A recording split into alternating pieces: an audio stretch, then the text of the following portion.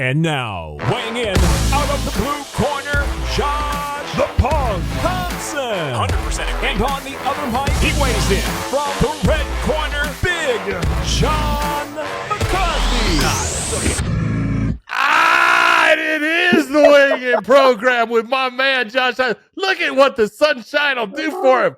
He's got a smile. He's got a little bit of a pimple on top of his bicep there. Where? It was the bump. I thought it was. I thought it was a pimple. Oh, you were talking about these guns, baby. You're talking about those these aren't guns. Those are called pea Oh. shooters, baby. Yeah, What buddy. is up? Talking about these guns. Guns. Ooh. Well, as you all know, if you guys follow me on social media at The Real Punk, you guys will know that I'm in Tijuana, Mexico, getting some stem cells done. My buddy Scotty Nelson is a co-founder of CPI down here, and he has suggested I get this done in some of the areas that I know I've been having some problems in. I'm having a hard time. Like I can't even pick up a bag. I can't pick up I can't even bounce a basketball, any of those things. Not that I do that very often, but or well. Yeah, or well. But slamming medicine balls, lifting medicine balls, tossing them, all that stuff is very difficult for me with my wrist. My right knee has been jacked for about 2.5 years. I haven't really been able to grapple as much and as often as I'd like. So I finally decided it was time. And I go, look, since I'm going to be there, what other things can I do that are really bothering me? So my right hip has been bothering me also. It probably has something to do with my right knee. That might make sense. And then obviously my neck has been real bad. My low back is tight too, but I thought it was something that it's not giving me a lot of problems. Unless I don't warm up well for jiu-jitsu and training, and I haven't been doing a lot of jiu-jitsu because of my right knee.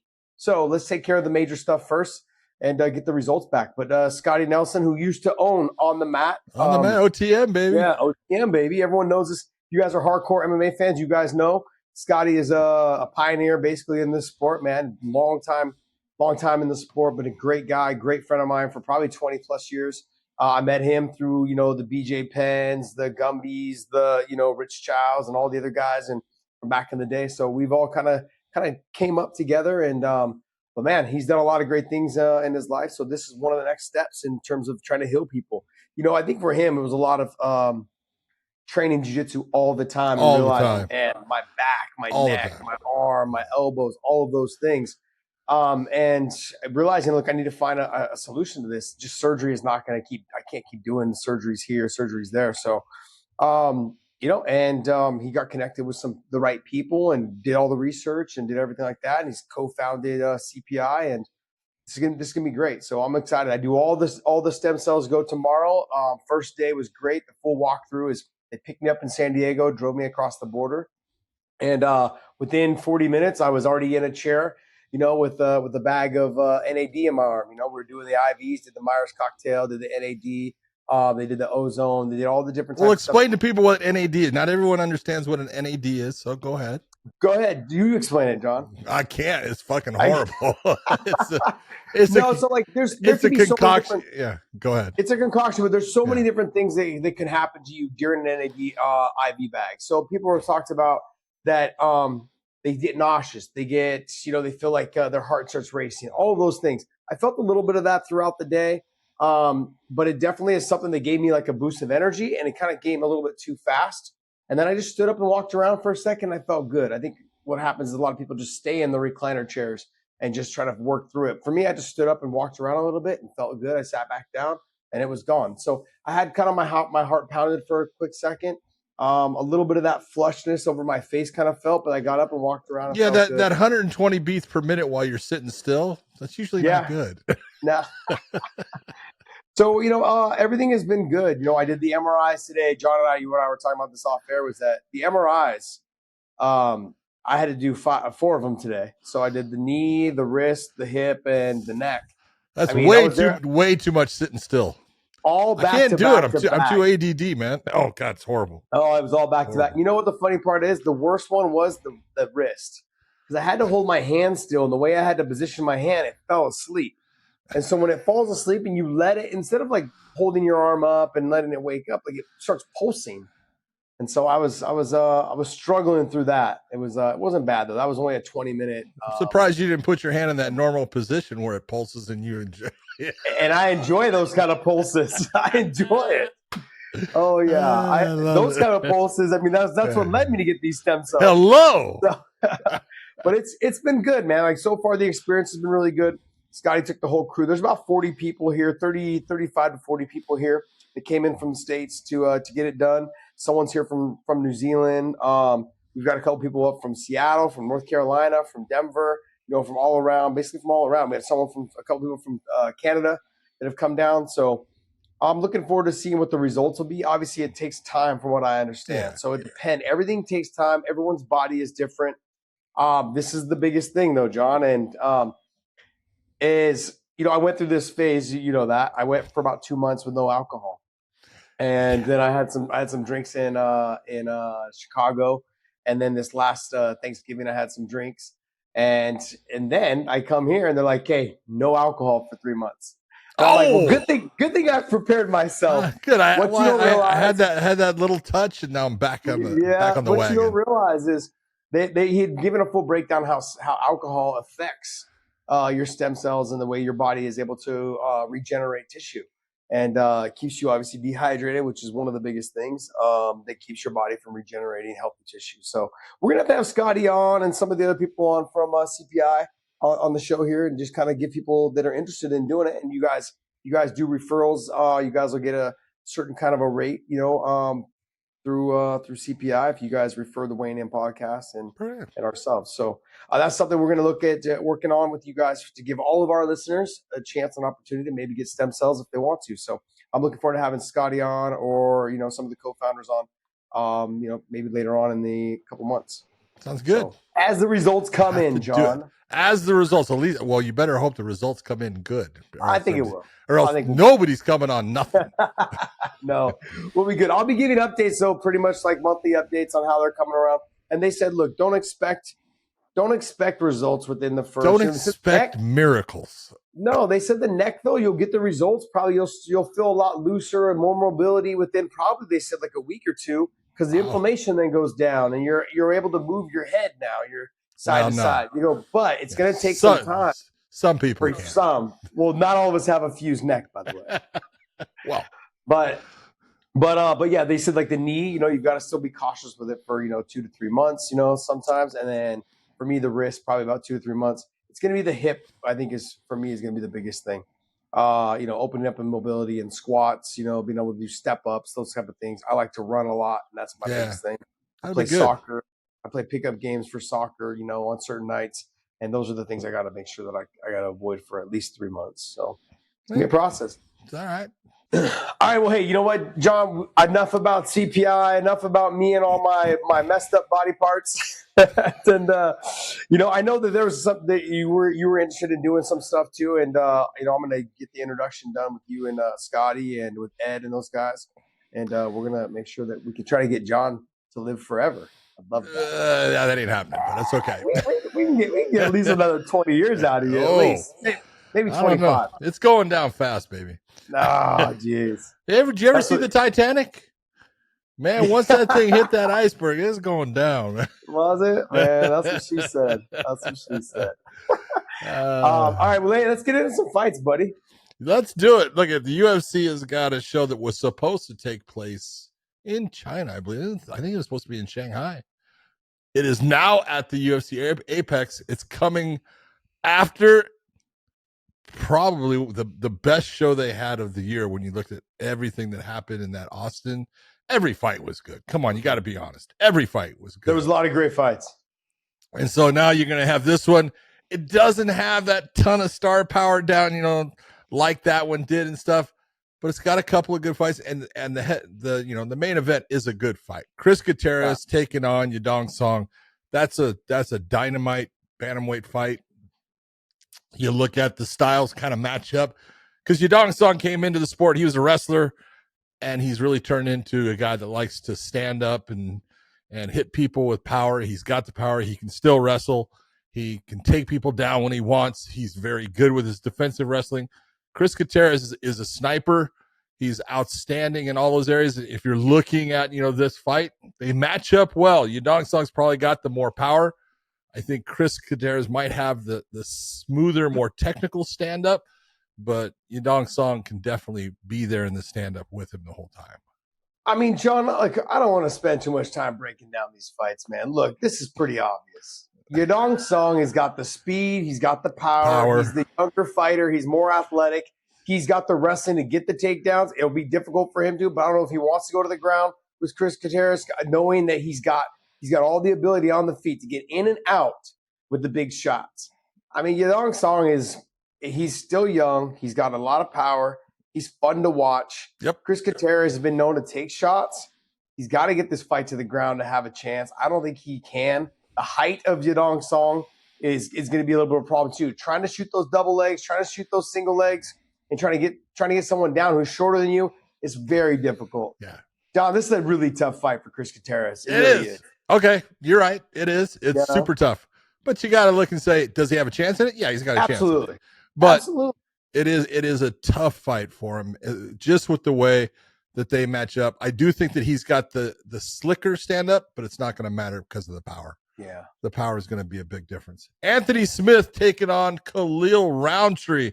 This is an intriguing fight. It really is. Well, it is in this fashion. Look, I've known Anthony Smith for a long time. So have you. I hear a butt coming. He's a dynamite fighter. He's fighting a guy in Khalil Roundtree who is fighting better than ever and has got more power than Anthony, is faster than Anthony, is a guy in the stand-up you've got to be careful with. And now he defends the takedown pretty well, especially against a guy that's not a great wrestler. That Anthony's not a great wrestler. He's got a good ground game, but he's not a great wrestler. And this is going to be a tough matchup for Anthony because if Anthony gets the win against Khalil, it kind of puts him in that position where he's still riding up in the top guys in the light heavyweight division where, one more fight, even without one more fight, just to win over Khalil, he could get a shot at a title because that it's kind of all in a toss right now, with everything that's going on. And you got the new champion in, Alex Pereira. Anthony Smith has talked about that fight. Pereira's talked about fighting him. We'll see if he can get through Khalil Roundtree first. Didn't Anthony Smith take this fight on short notice? I believe he did. So he took it about 2.5, 3 weeks ago, I think? Yeah. 2 weeks ago? Yeah, I mean, look, he sees something in Khalil Roundtree's game that he feels like he can exploit. I mean, the ground. At the level of which Anthony Smith has fought guys, he understands where he needs to fight this fight. But sure he does. I think it's going to be very difficult for him to get Khalil Roundtree down. If he can get Roundtree down to the ground, I think he's got a great chance. But he's got to get him down, and he's got to be on top. He can't just fall to his back and allow Khalil to stand over the top of him and land big shots. No. We saw what happened when he did that with Glover Teixeira. Now, I will say with Anthony Smith, we're saying on the feet he needs to get this fight to the ground. I'm not saying he doesn't need to get it to the ground, but I don't think there's this urgency to get it to the ground. He can be the stand-up. That Anthony Smith that fought Glover Teixeira in the first round, that Anthony Smith is dog. That Anthony Smith's got a great push kick. He's got great striking, but he's just he's also always put too much energy out to where he started to slow down so much in the second or in the third, and then he wasn't the same fighter.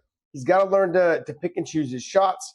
And with Khalil Roundtree, he's got to make sure he stays out of that distance of the power. So he's got to use that. I feel like he's got to use his push kick to his advantage. The head kicks and the push kicks to keep the hands loyal to the body. So it's harder for him to get off. And so it gives him more time it's harder for Khalil Roundtree to get off fast enough to get to the chin.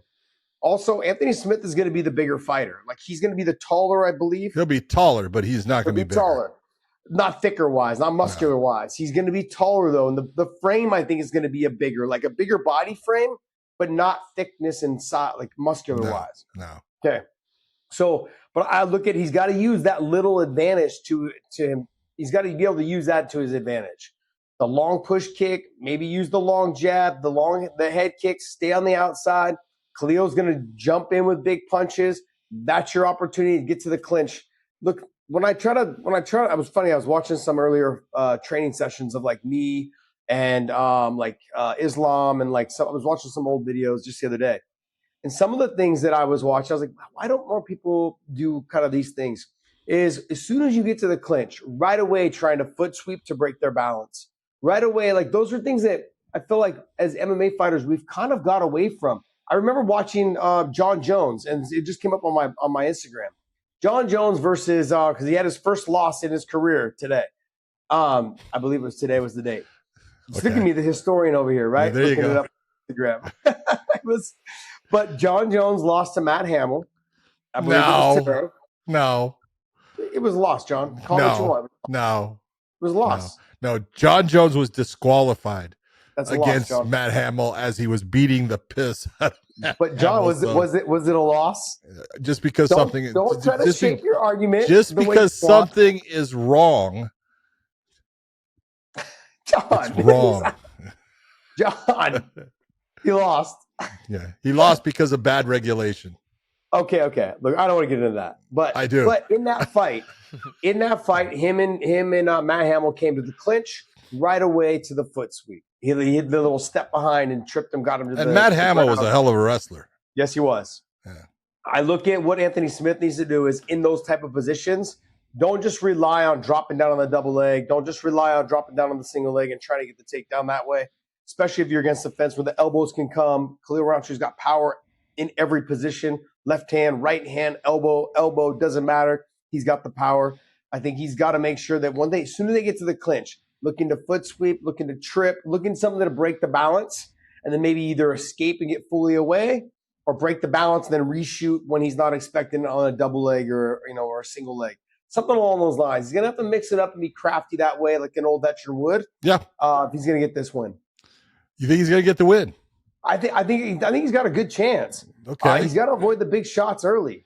That's the biggest thing. And how good of cardio is he in? Well, see, and that's the question, because look, if there was one thing you could look at with Khalil Rountree early in his career, he would get tired. Yeah. He doesn't do that anymore. He's in shape and he can go. He knows how to pace himself. He knows when to grab that breath. He's just a much more mature fighter. And the biggest difference that I see in the two right now, I think Anthony's got the better ground game. I think Khalil's got the better stand-up game overall. And Anthony came in as a kickboxer, so it's not that Anthony can't be in the stand-up. Yeah. Speed's going to be the difference.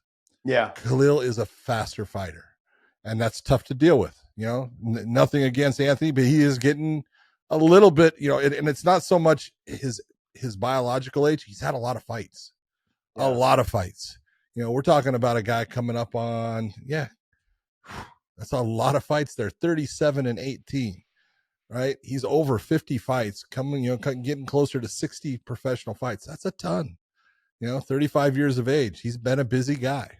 So can I give this suggestion though for Anthony Smith? Look, he doesn't want to go to the ground with you. Now, I'm not sure if he's going to jump into your guard, but what's the problem with attacking that calf kick early? So that will slow Khalil Rountree and his explosiveness down with the power. He won't be able to jump in as fast. He won't be as explosive as fast. He'll be hesitant because he doesn't want to put the weight down on there, afraid that you're going to kick it. All of those things get nullified with a good calf kick if you start it early. And remember, it only takes about good one or two to make them start changing their game plan and fight a different fight. So Khalil's totally true. And you look at Khalil's got 17 fights. Okay, there's a big experience factor, and Anthony has fought the best of the best. So sometimes having that experience and knowing how to bring him into your game might be the difference in it. But tough fight. It's a tough one. It is a tough fight, but I got to tip my hat to Anthony Smith, man. Stepping up on short notice, fighting someone who's as dangerous as Khalil Rountree. That's a big dog right there. Yeah, it is. Big Tim dog. Elliott, our man, fighting in the bantamweights this time, not in flyweights, bantamweight division against. Did you miss one, John? No. Nasrat? No, that's next. Oh, that is? Okay. Yeah. Sorry, I'm looking at the UFC site. The UFC site has it differently. Against Sue Mareji. I screw that up. Anybody that comes from somewhere close to that area of the world, I'm going to screw up their name. So, but Sue, 16-5 record going against a guy again with a ton of experience, a great wily veteran in Tim Elliott. That's a good. Anytime Tim Elliott fights, I want to watch it. I think. Didn't Tim just fight recently? Yes, he did. That's a quick turnaround. He just fought Muhammad Mokaev. Yeah. Yes. Interesting. Yeah, Tim's the dog, man. It's a quick turnaround, and it's a weight class up. Oh, wow. Okay, so 125. Yeah, 125 to 135. 135. Yep. I mean, who knows? Like the weight cut maybe was killing him.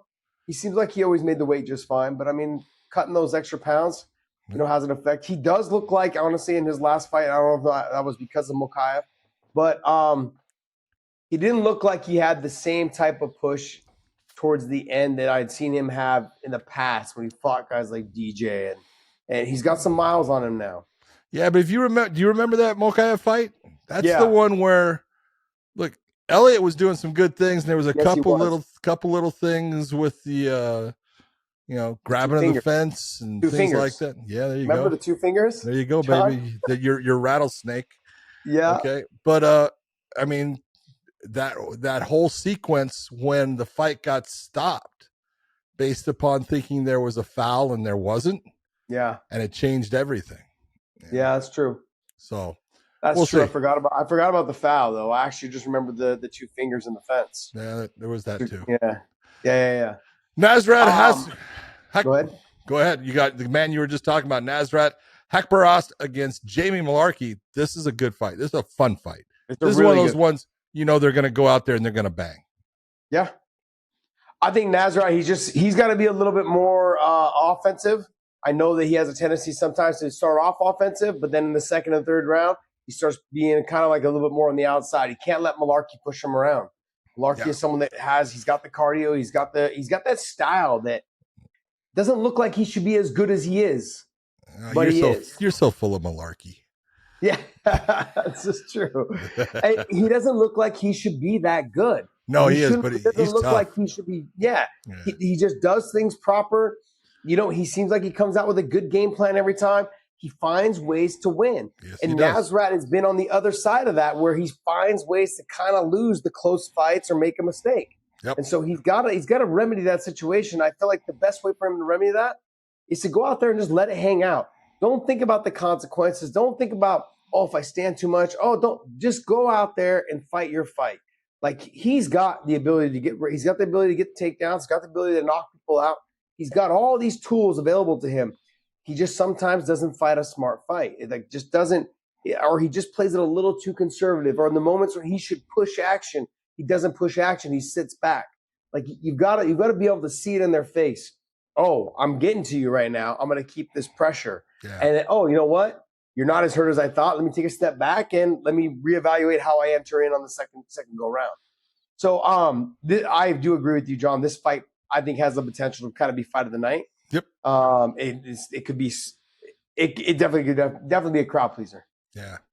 One before that is Jun Young Park, known as the Iron Turtle. Yeah. Tough dude, man. This guy just comes forward going against Andre Muniz, a guy that we've seen have some phenomenal fights, have some problems in his last couple. Yeah. But it's actually a pretty good matchup. Yeah, I think Park is someone that he's just going to walk forward, take big shots. He's just going to try to be overly aggressive. He's going to take a shot to give a shot. He's going to overwhelm Muniz, I think. Muniz is someone that he's got decent stand-ups, possesses a little bit of power. He's good on the ground, but he does tend to slow down as the fight goes on. I think Park is stylistically matched. He's a perfect match for this fight. He just walks him down. If he can avoid the big shot and without getting knocked out or getting, dominated from a top position in submission, then I think that he's got a good chance of just overwhelming him, putting pressure, making him tired and fatigued, and then the big shot will come and he'll land and he'll get the knockout. I'm looking at Park probably getting the finish. Any other fights on this card you want to talk about? Anything that's big? Couple of things in here. Stevie Garcia going up against Costa. If you're Costa, that dude is a phenomenal talent in my opinion. Miquel Costa, he's got the skin disease and stuff. Okay. Man, he is good. Oh yeah. He is a tough fighter. Nice. All right, well, we're gonna have to take a look at that. What else you got for us, Dave? We'll move. If you guys are done with the UFC, we'll move on to OnlyFans. We are done.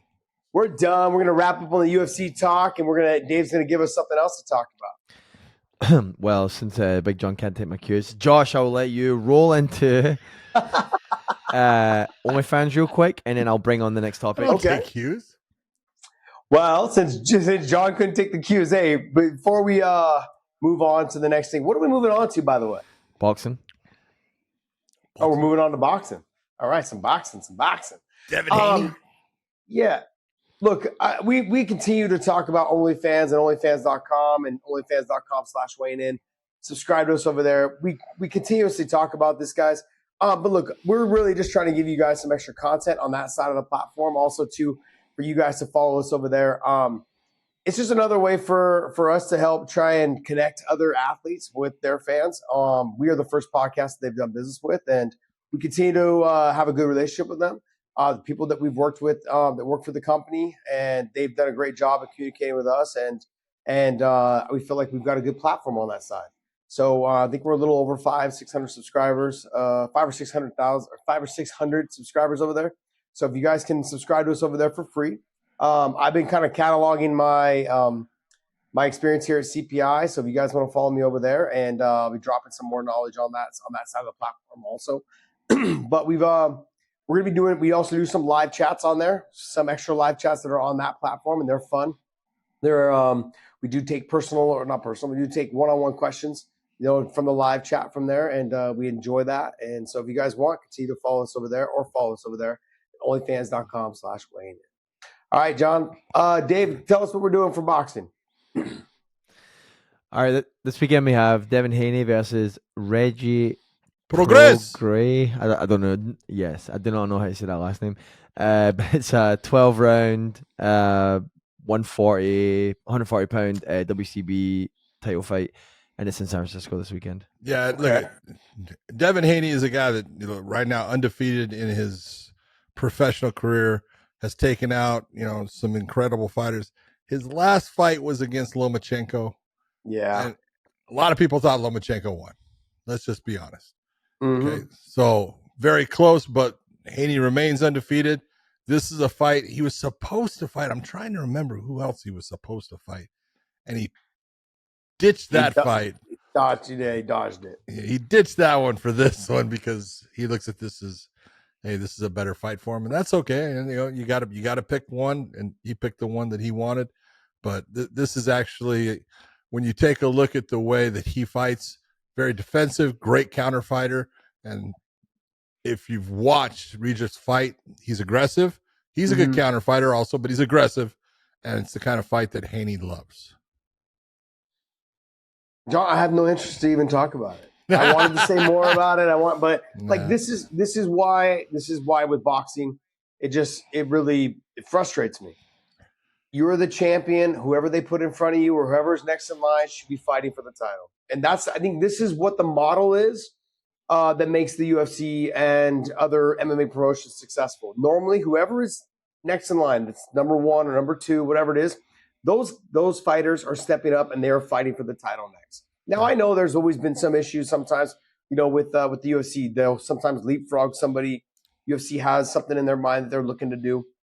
But that's what happens when you own the promotion. You're allowed to go ahead and do those things. But in all fairness, we have been lucky enough through the years of the sport of MMA to see the champion fight the number one, or to see the champion fight number two. Many times. Many times. Yeah. It's not like they're fighting someone we have never heard of.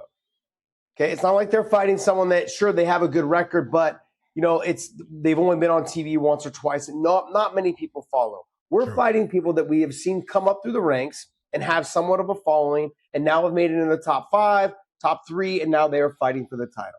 Now, it's very rare that you're going to find someone that is ranked number 6, number 7, fighting for the title. But in some cases, we'll see that based on the fact that whoever the champion was, when we're talking about like someone like Volkanovski or somebody like Jon Jones, they've wiped out the division, sometimes Jon Jones, 3 times over. And it's like, look, we're done watching this, okay? So let's go ahead and see something else. Let's see him fight the new up-and-comer who's ranked number 8. And that's kind of where we're at, I think, a little bit with the heavyweight division. Jon Jones now has been, sure, he's just defending his title for the first time. We want to see the Stipe fight. I understand that. We're going to talk about that later, by the way. But, John, it's like a little shrug. But anyways, we're going to see that fight probably later on down the road. Tom Aspinall coming up, young fighter, talented fighter. You've got other fighters that are ranked number 9, 10, 11, whatever it is, that are young and coming up. Sometimes we feel like they should skip because the heavyweight division has been so up and down. I look at what Devin Haney is doing. Maybe he feels like he needs an easy fight right now after the last fight. I don't know. Loma, I thought, won that fight. I'm not trying to take anything away from Devin Haney, but I thought Loma won the fight. It was a close fight. I'm not going to call it a robbery. Not going to call it a robbery. That's not what we're doing here today. Okay, but I do feel that sometimes fighters, after a very close fight, they need to get their confidence back. Maybe that's what he's doing. Get this fight, get a win, have an impressive performance. Or is there a lingering effect, John, where he carries that same attitude over against somebody like this and thinks it's a cakewalk? I've fought guys. I just beat Loma. This guy's got nothing on me. And he ends up having another bad performance. That's where I get a little shady. I get a little not upset, but I get concerned when fighters do this to themselves. Like they take easier fights and then they're sabotaging themselves instead of saying, you know what? I always want to fight the best guys, which means I always want to be the best. You have to have motivation. Yeah. Motivation is everything. Because when you're not motivated, you just don't work hard. Absolutely. Absolutely. John, I can't tell you, there's been many of fights where I was like, this guy's got nothing, man. And the guy went out there and it was either one of my toughest fights, and I was like, oh, this guy's got nothing. And he ended up having more than I thought. And I made other fights that I had fought look easy because I was in the gym every single day. And I was in the gym for those guys too, but the effort you put out. It's the motivation will make you do the extra. It will make you run the extra laps on the track. It will put you into, I've sparred more rounds. I've done more things because you're motivated because you kind of have a fear. You know that person's good. Yeah, but it's not only, and that you say more. And sometimes what I mean by more means that I gave more during the effort. Yeah, I did more during that training session than just cruising through the workouts. Yeah, it's not more time. It's not more time. Yeah, I can't tell you how many times I jumped on the machine and I did my 30 minutes, but my 30 minutes I know wasn't as good as I could have done. And I've done way better before in the past for people that motivated. Today's just the day that I'm going to take, not go as hard. Those days don't exist when you're fighting the number one guy every single time. So I wish nothing but the best for both fighters. Devin Haney, I expect big things from him. Always do. I've enjoyed watching him fight. Some people get turned off by how defensive he is, how great of a counter striker he is. A little bit more of that Floyd Mayweather type look. He fights really well at a distance, but if you smother him, he's not the same fighter. We saw that with Loma. Loma slipped, made him miss, made him pay. Was really in his grill, made him fight when he didn't want to fight. Those are things that Loma was able to deal with his speed by making him miss. That's the other thing, is that when you can make Devin Haney miss and you're making him, and it takes the energy out of him and it starts making him wonder, like, my speed's not going to get me there. It looks like he starts doubting himself a little bit. And that's what I felt like was the change in the Loma fight. So I wish him the best. I want to see him fight whoever number one or number two, whatever, is in the rankings, and that kind of thing. But this is not it. You sure you don't want to talk about this one? Nah, I'm sure. I kind of mumbled on a little bit. I went on a little rant there. I love it. All right, Dave, what's next? All right, next one here. We had Tom Aspinall make comments in a recent interview saying that he thinks Jon Jones should be stripped of the belt. Jon Jones took to X to give his little input there. So I'll read the tweet. I'll read it out to you, and then Tom Aspinall has a response to him. Well, hold on. Let's preface this before you read this, because what Tom Aspinall had put out was that Jon Jones should be stripped of his heavyweight title, and that Aspinall should be recognized as the heavyweight champion, and that his next fight should be with the real title on the line, because Jon Jones is in a position not to fight, so Dana should take the title. Go ahead. Go ahead, Dave. Read it. So John puts out on X, I faced the absolute toughest competition this world had to offer for 15 years now. During camp for title defense, I sustained a major injury that required surgery for the first time in my career. Now I have newcomers requesting I get my championship stripped. 0 wins over legends, 0 title defenses, and already thinking you can call the shots to Dana. That's hilarious. In my 15-year career, I have seen so many guys who are supposed to be the next big thing. There's ever only been one, Jon Jones. Never forget that. Tom Aspinall responds, you're right. Sorry, John. Okay. First off, let's talk about Jon Jones's response. Many times John goes off and says stuff that you go, stop saying that. It was correct. It was to the point. There was nothing in there that was out of line. It was perfect, and he was right because he got hurt training for a title fight. Shit happens, especially as you get older.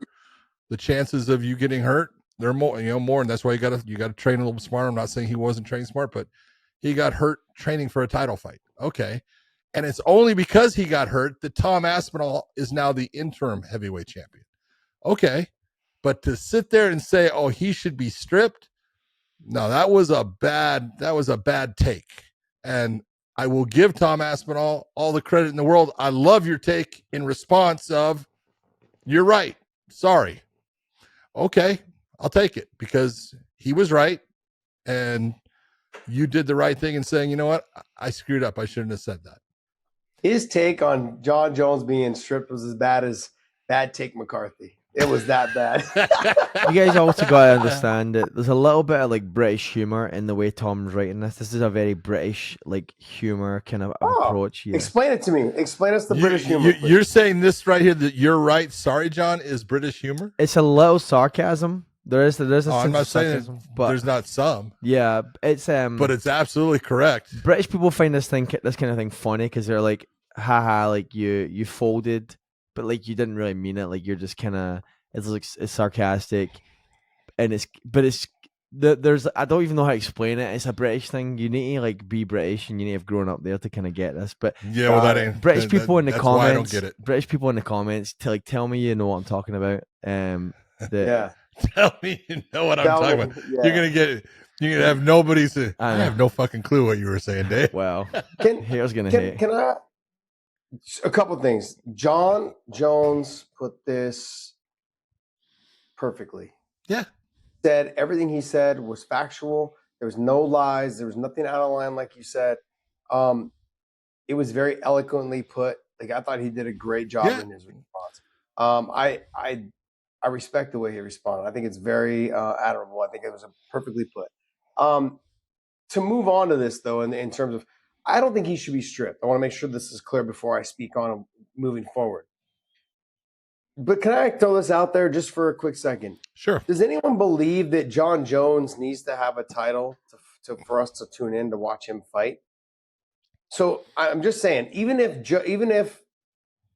he didn't have the title, I would still tune in and want to see that as a main event on a pay-per-view, him and Stipe. And Tom Aspinall could still be the champion, but I would still tune in to watch this fight. Like, I guess what I'm trying to say is, are we really saying, like, if Conor McGregor comes back, I don't need to see him as a champion. If Khabib comes back, I don't need to see him as a champion. I'm still paying my $79 or $89, whatever it is these days. 87. All right? Yeah, I'm still paying that $87 to watch Khabib fight or to watch Conor fight or to watch Jon Jones fight. I'm still paying that money. You know, I don't need this. I don't need to see a belt wrapped around his waist to realize that Jon Jones fucking probably the GOAT, you know, or is the GOAT to many people. I don't need to see that. If the UFC said Tom Aspinall is the champion, I'm still going to see Jon Jones and Stipe fight no matter what happens and when that happens. I don't need a title to be wrapped around that either one of them. I admire Stipe. I love what he's doing right now. This is a great fight. I'd love to see him fight Jon Jones. I'm tuning in. I'm paying my money to honor those two guys. These two guys are legends in the sport, and I think they deserve that. Like, I don't need to see a belt wrapped around their waist. So it's not idea for me. It's not out of the. It wouldn't be. It doesn't mean shit to me. I guess what I'm saying. I wouldn't care if Dana said, you know what, we are going to strip Jon, but I'm still going to see the Stipe and the Jon Jones fight. That's still going to happen. And Tom's going to be the champion. He's going to represent the heavyweight division. Because probably both of them may retire after that fight. They may. If Jon plans on going on, then I guess I understand that. I get keeping him as a champion, then he'll fight Tom Aspinall next. But Jon's come out and said that he's probably just going to try to beat Stipe and he's going to just ride off into the sunset. And then what's the point of the belt other than just to say that he defended it the 100th time? I guess. Normally this one the first time comes down. This would be the first defense of the heavyweight title, and so first defense is always the most important. That's it. Yeah, I can see that. I don't know. Like I said, I want to just give credence to the fact that I wouldn't care if there was a belt involved. I'd still tune in to watch. You wouldn't care, and I wouldn't care. But how many people do you know are out there that would say something to the effect of, "Well, yeah, Jon Jones, he got the heavyweight title, but he never defended it." That's true. The casuals. Okay. Casuals. And you look and you go, really? That's what you're going to go off of? But.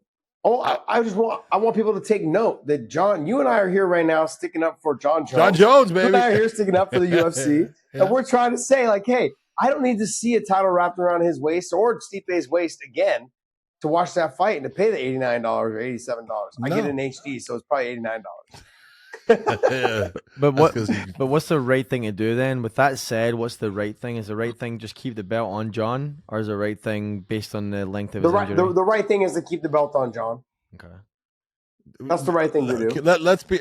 I'm not putting anything against Tom Aspinall. I think Tom Aspinall is the future. I think he's fantastic. I think he's funny. I think he's got a great personality. The son of a bitch can fight his ass off, and I think he's going to be the guy that's there in the UFC heavyweight division for a long time, as long as he doesn't get hurt, and that can happen. That's not his fault, same as it wasn't Jon's fault.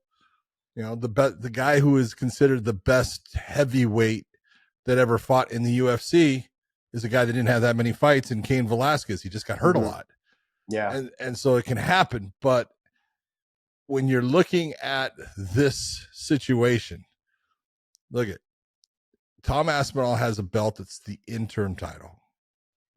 We've already gone through this how many times? Now, Dave doesn't understand what an interim title is, but an interim title is something that the promotion puts out there just so they can have a championship fight, because they have a contract. A championship fight? Yeah. So it's a championship fight, even though it's not a championship? An interim championship fight. Just making sure. Interim. There's that word before it. It's interim.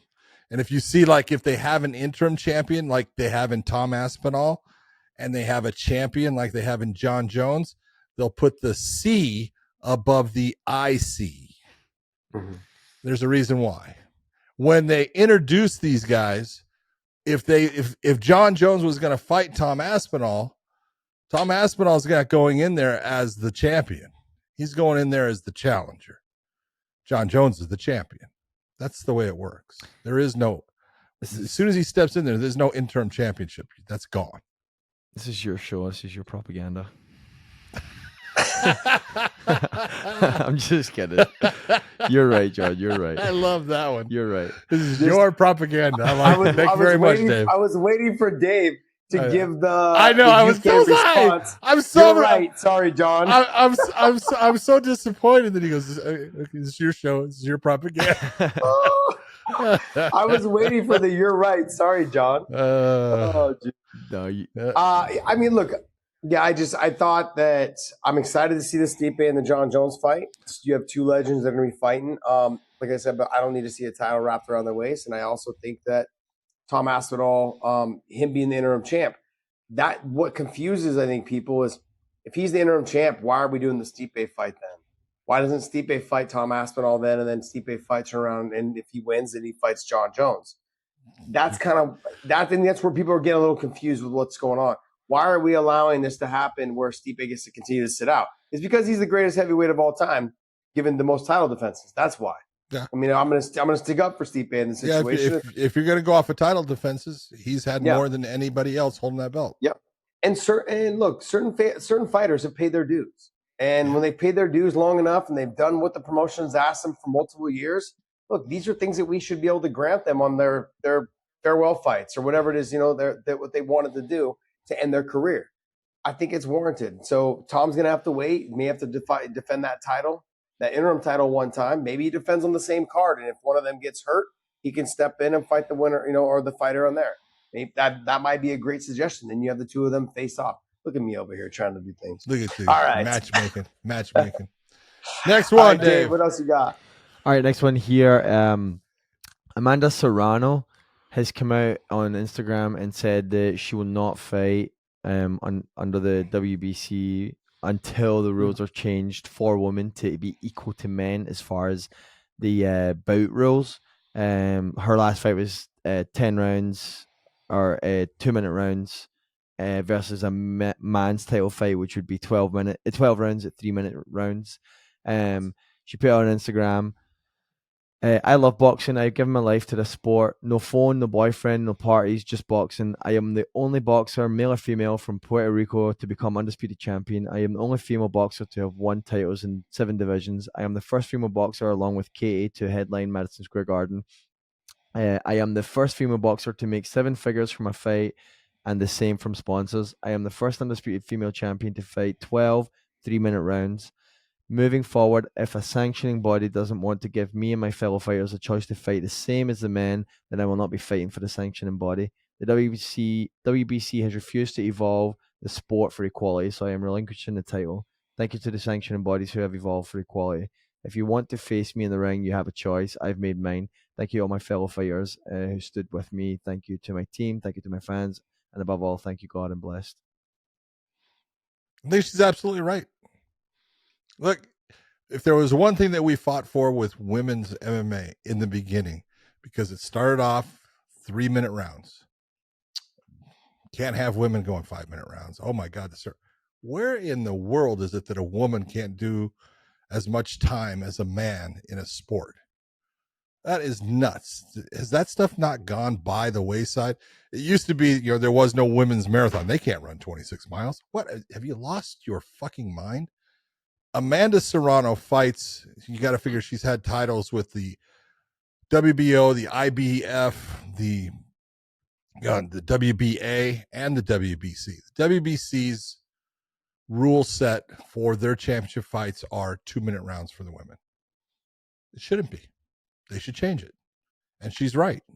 Why am I going to go and fight a 3-minute round for this sanctioning body, but I got to fight a 2-minute round for this one?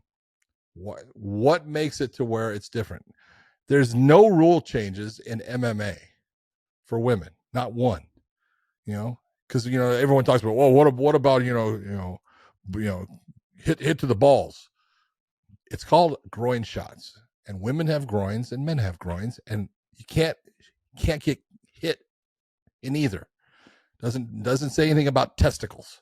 Okay, there's not one freaking rule that's different. There's not one thing that's different. And that's one of the reasons why women's MMA has worked, because everything's the same. There's no difference. People don't see a difference. I think she's right. Do I think she's right? She is right. As a promoter, though, John, what's going through their minds? I'm going to let you talk on that. As a promoter, what is going through their minds when they're talking about having 2 female fighters for 12 rounds? The biggest problem with women's boxing is it's not the same as women's MMA in the fact that women's MMA can utilize heavier tools. Kicks and knees and elbows all have bigger impacts than the punches that a small female can put out and deliver with impact. Not a whole lot carry a ton of power. So they're looking at it saying, we're looking at 12 3-minute rounds and the fight's going to possibly go that long almost every time. And that's what they're worried about. And I understand that. You can't change it. Can we make some suggestions, though? You want it to be equal, but I say, look, let's make suggestions to how to make the sport better then for the viewers at home and for maybe even for the fighters. I said the same thing about basketball, for females basketball. You want it to be more entertaining? Lower the rim 2 inches. Okay, give them a foot, whatever it is. Give them a chance to be able to dunk down. Slam the ball in someone's face. Posterize another female and put that up on a poster for a young female to have up on her wall. Yeah, this type of thing. I think if you want to make women's boxing more entertaining, they need to start fighting in 4 and 6 ounce gloves, not having them in the 8 and 10 ounce gloves. True. Sorry, I think it doesn't make sense. Not all women possess power like men that can get them out of there. Not all men possess power, especially in the lighter weights. Especially in the lighter weights. Look, at the lighter the person is, it's hard to put another person out because you just don't have the weight behind it to make it, to where you can put that person out. It's tough. And I understand what you're saying. I agree with you. I think a 6-ounce glove is absolutely something that they should be looking at for the smaller weight classes. And then when you get to the 54, a 60 pound and above, whatever, go to 8 ounce. You go to 6 and 8, give that extra opportunity for finishes to happen. And I think you'll start seeing that promoters will start jumping on board. They're going to get more knockouts. They're going to get more people getting staggered and rocked. You're going to get more excitement in the fight. Right now, they're fighting with pillowcases, big pillows on their hands, just wrapped. I mean, like, there's not a lot of damage that's done. Sure, they get bloodied up. Sure, they get swollen a little bit. But people watch boxing to see the finish. No different than how they watch MMA to see the finish, whether it's submission, whether it's knockout, whatever it is. They're looking for the finish. I'm just giving suggestions. I'm thinking out loud. But look, as a sanctioning body, the WBC, whatever it is, okay? They're basically saying we need to see more action to get people to want to buy these fights. And until we can do that, we're going to keep it the 10 rounds and 2-minute longs or whatever it is. That's what they decide to do. That's what they decide to do. I don't mind that she's leaving and saying, I'm not going to represent this belt anymore. That's fine. Doesn't bother me. She's trying to fight for women's equality. But do something a little bit more than that. Don't just run away from it. Go, hey, what do we need to do then to make this happen? Be that person that speaks up. Don't be the one that says, they don't want to hear me. No. Sit down with them and say, let's sit down and put some options out there. And say, like, hey, this is what look, so many people, including myself, I catch myself doing it all the time. We complain about all the shit around the world. No one has any fucking solutions. So be that person. Like, everyone's quick to complain about this, complain about that. Well, let's talk about solutions. Let's sit down and say, look, this is what I'm thinking. This is what you're thinking. Let's have a conversation. Let's work this out. Have her sit down with the sanctioning body and say, look, I want to try to get this there. I want to be the first female to sit down with you guys and try to get it to that level. What do I got to do to make it happen? I'm your champion. She's got the record and all the things that come along with it to be that person. Speak up. Don't just walk away from it in that moment. That's your moment to shine. That's your moment to make a real change. You just vacated that and gave that moment up. That's not what I'm looking for. Just me speaking out loud. Good point. I do love her though as a fighter. I love her, just so we're clear. Yeah, she's she comes to fight. And yes, that fight that she had with Katie Taylor, I'd watch that all the time. Great fight. Did you think she won that fight? I thought she won that fight. I thought she won the fight. I thought she won the fight. I thought she that one's one. I go, you got robbed. No.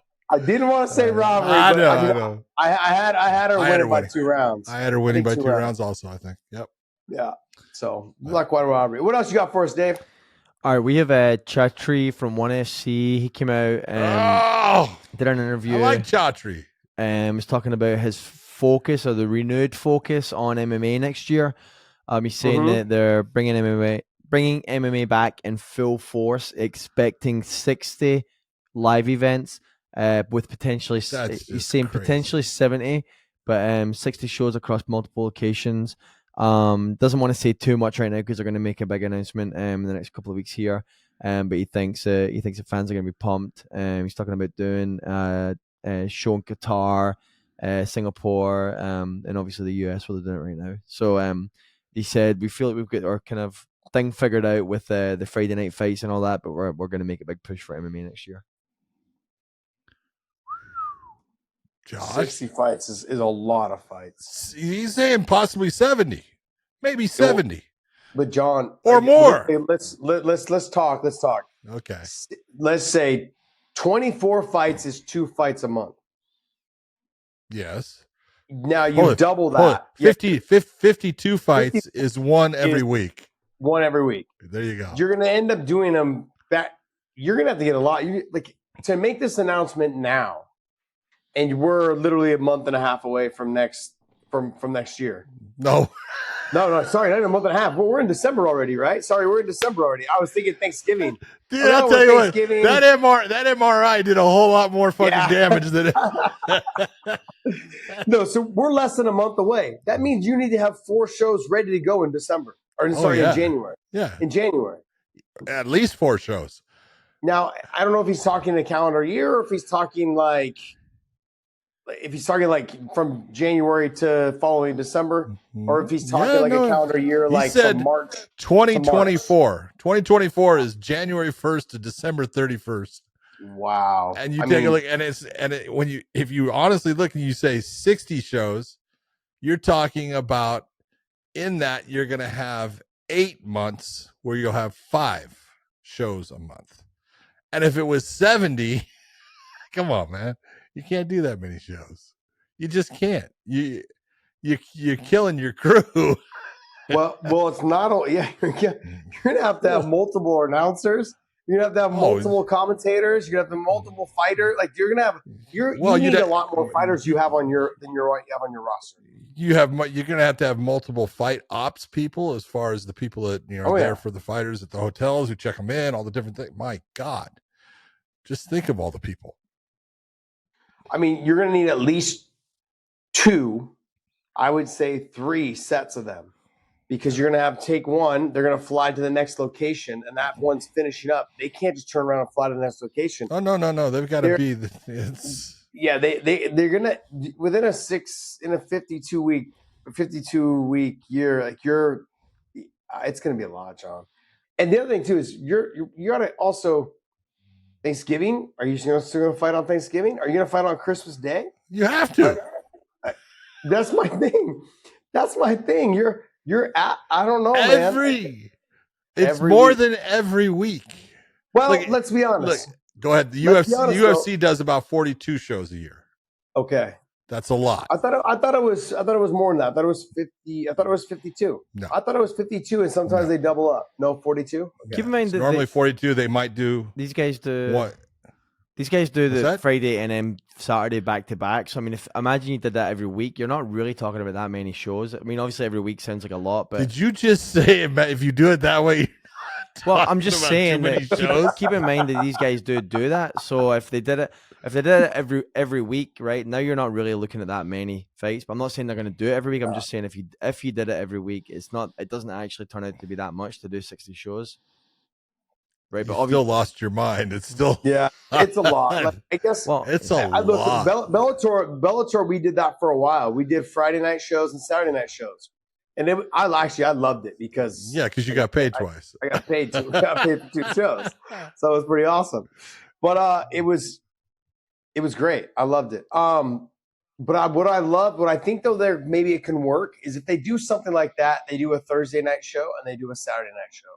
They spread it out over that time, so it gives the crew time to reset, get ready for the weigh-ins on Friday, and have the fight again on Saturday.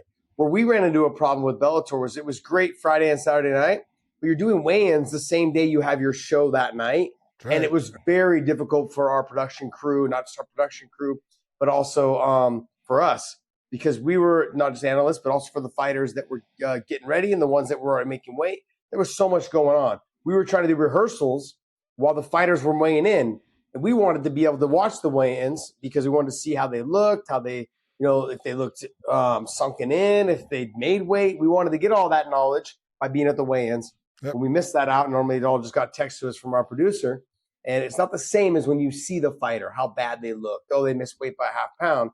Did they look bad, or they look like they just, I didn't want to do it. They just gave up. There was a big difference. So that's still a lot of shows. Oh, I mean, John, that means they're going to hit the ground running January 1st. I mean, you would think they already have their first 4 cards planned out. I mean, that's one every week. That's insane. You ever see when people have the treadmills going real fast, and all of a sudden they jump on, and then they it's called a hamster. It's called a hamster wheel. Yeah, man, that's what they're going to be doing, jumping on that treadmill. Look, Crazy. Look, one of the things with Bellator. Well, hold on. Let's be honest about this, because let's talk about bring this up, because we've had Chatri on the show, and he's talked about all the big things that one is doing. There was a comment made by Mike Kogan on another show about, look, at one championship, it's just a matter of time before they're gone. Mm-hmm. What do you think about that? These are my thoughts. This, for him coming out with this announcement of 6, you're going to focus more on MMA. And to have 60 to 70 shows in 1 year, I feel like it's a last-ditch effort to push. If this is what's being, the Kogan said that, and I've heard from other people that they're definitely having some financial issues. We've seen they've had financial issues. People have talked and said that they're what, 500 million and 400 million dollars in the hole. 500, over 500. There, somewhere around 500. Yeah, I think this is kind of a last ditch effort to show, hey, we still have it. We've got fighters that people want to see. They're going to need to make a big push. They're going to utilize whatever tools they have left to get their fighters' names out there and try to get them to be able to garner some new investors. That's what I think. What's your thoughts? You know, I see that show and that they're supposedly going to be doing in Qatar in March. That is the people that were big investors in one, and the ones that supposedly have said we're not investing anymore. That's a problem. Yeah, I think them doing the show there. Let's do a show every week, or let's do a show every other week. Let's get our fighters some recognition. Let's show that we can put on a huge show in Qatar at the highest level with our best fighters in line and ready to go. Gotta be a big one. Yeah, that's basically like giving your thesis, in front of the class, in front of everyone, your senior year, and saying, hey, this is what I'm doing. And this is my game plan. This is your moment to shine. And they're going to ask them for more money at that moment. And they get it. If they have a great performance and the fighters stand out, they may get it or they may not, Look, I don't want to see another promotion going away though. It's trouble. I don't. What people don't realize, and I think people do realize it. We don't talk about it enough, John. The less promotion, the less top quality fighters you're going to produce, because fighters are like, oh, I have nowhere else to go that I can make substantial amount of money to actually make a living. So why would I start training MMA? Which means the quality of fighters go down. True. So the ones that you're going to see, the quality is going to go down, and the ones that you'll never see or hear from again, they could have been something great, but they didn't have nowhere to go. And so also what you're going to see is that you're really limiting the market. They have nowhere else to go. So what does that mean? The UFC and other organizations can pay whatever it is they want. There's only so many spots. Yeah. This is what people don't get. I don't care anything you're looking at in sports, be it in MMA, be it in football, basketball. Look, there's only so many spots on the roster. And that roster could be the UFC's roster for fighters, or it could be an NBA roster for players. But there's only so many spots for coaches. There's only so many spots for announcers. There's only so many seats. There's only so many spots. And so when you take a look and you start losing these promotions like this, man, it affects the ability for fighters to get known, to get the fights that they need to have, to get experience and to get seen. And that becomes a problem, because when no one's seeing you, no one knows you. Yeah. Well, it also takes away the bargaining rights of the fighters with the promotion to negotiate what their salary can be. Yeah. If I don't have another option to go to, but I can you're stuck with what one's going to give you. Yep. Yep. So I'll use there's plenty of fighters that have, from Strikeforce days to Bellator days to the UFC days, whatever it was, that have leveraged their ability to go from one promotion to the next. And they've made a lot of money doing that. And they've leveraged their promotion, whether it was from Bellator to UFC or UFC to Bellator. They said, hey, UFC keep me in. We've talked about it. The guy who's done it more than anybody and probably better than anybody, Eddie Alvarez. Yeah.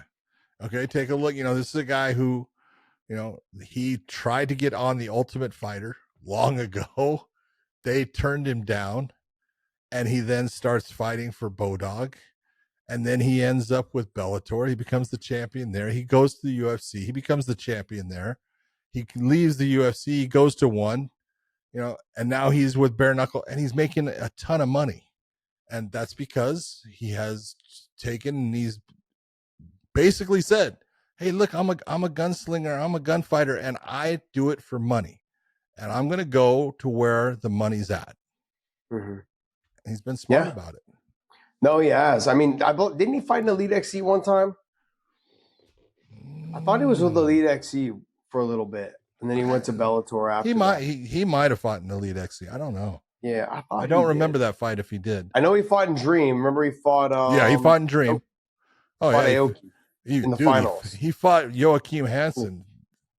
Yeah, what a fight. What a fight. Never One of my all-time favorite fights. Never Elite XC. Yeah, Never I Elite didn't XC? think so. Okay. But a lot of those, when you take all those dream fights he had, and then the K1, and then, yep, just freaking unbelievable. Yeah, he was so fun to watch, man. Yep. I remember Trevor Prangley coming back from Bodog. He's like, man, I've been trying to get Eddie to come out here. He's like, I've seen him train, I've seen him fight. This is in the Bodog days, and Trevor was the Bodog champion at the time. And he goes, man, this kid's good. He's tiny. I can't believe he's fighting at 170. He's tiny. He's so small. And then I meet him, like, well, he's pretty stout. He's muscular, but you're right, he is shorter in stature. But man, the guy could fight. It was fun to watch. Yep, he's fun. What else you got for us, Dave? All right, let's wrap up in this one here. Dylan Danis calls for a fight with Mike Perry after the. I want to see this. Go ahead, Dave. I'm sorry. No, you're good.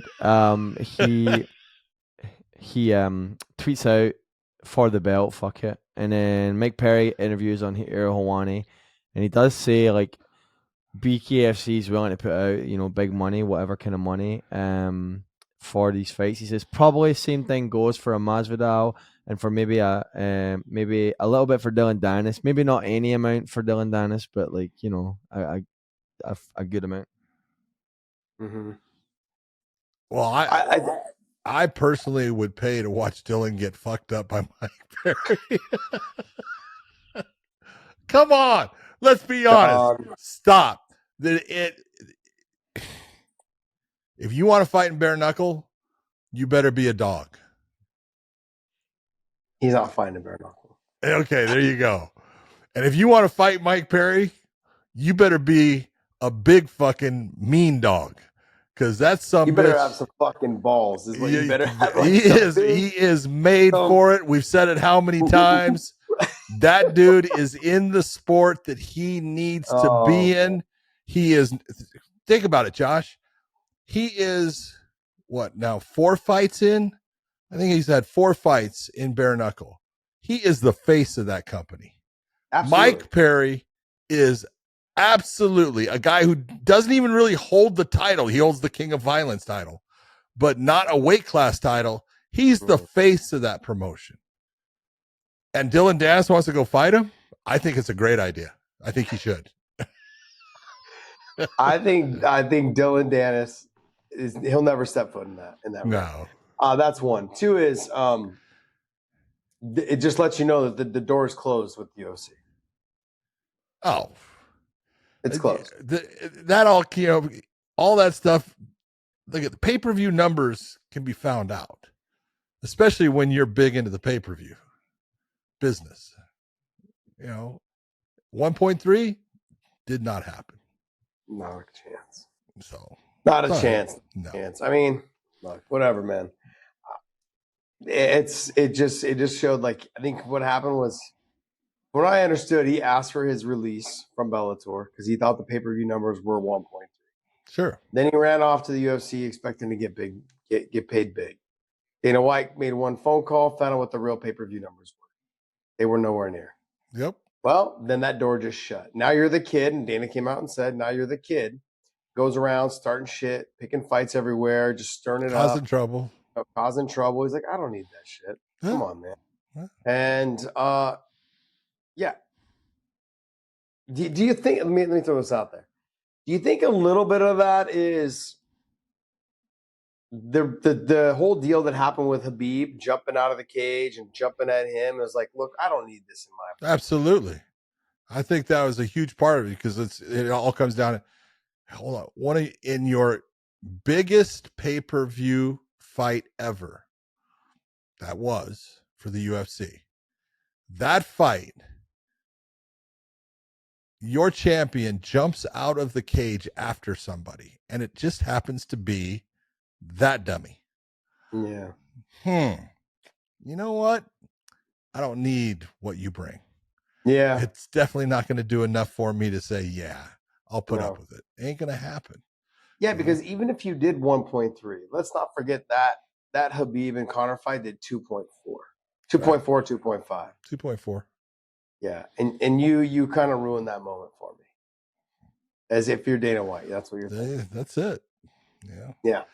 All right, Wayne, that's going to wrap us up. Before we wrap this up, though, go to WayneInMerch.com. Wayne in Merch. It is cold outside. Get yourselves a hoodie like Big John is wearing right there. The heavy one, the thick one, baby, the thick one. It's like bam.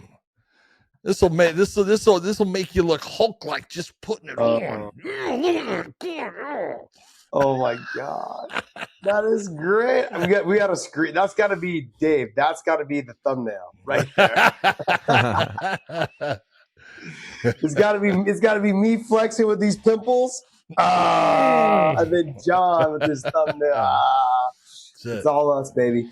But babe, before we leave though, make sure you guys hit that subscribe button down below, hit the little bell and the thumbs up though. We appreciate you guys. Leave some comments down below. I'll try to hit some comments. I'm sitting in the chair in the recovery all week, all day tomorrow, and all day on Thursday as well. So go ahead and hit me up in the comments section. I'll be chiming in and chatting with you guys. So John, why don't you take this away, Josh, baby? Getting pumped full of steroids. Gotta love it. That away, baby. It's all right. You can do steroids. that. I don't know. They both start with an S. Yes. Okay, Captain Obvious. You're getting vitamin S. That's all I know. Okay. For everyone out there, I hope you have a good time. Enjoy the show and wish my man Josh Thomson all the luck with making them stem cells go to the right parts of his body instead of the wrong ones. So we will see you.